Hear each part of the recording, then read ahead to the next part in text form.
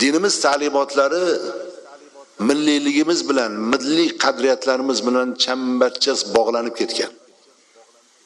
Bir bo'lib ketgan. Buni ajratishlikning ham imkoniyati yo'q. Masalan, ota-onaning hurmati. Ota-onaning hurmati bizning milliy qadriyatimizga aylanib ketgan. O'zi aslida shariatning hukmi. Dinimizda ota-onani hurmat qilish bor.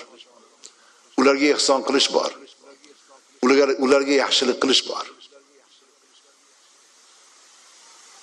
Dinimiz qadriyatlari ham shu. Milliy qadriyatlarimiz ham shu. Hammasi bir-biriga chambarchas bog'liq. Qarindosh urug'ga yaxshilik qilish, kattalarning hurmatini joyiga qo'yish, kichiklarga rahm shafqat qilish dinimiz ta'limotlarida bor. Bu millatchiligimizga aylanib ketgan. Millatchiligimizga aylanib ketgan.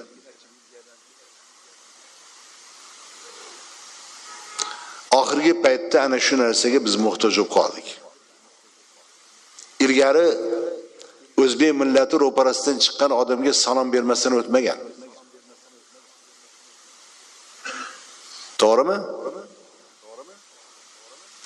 Ya hozir salomni so'rab olasiz. Agar o'shanda ham qabul qilsa,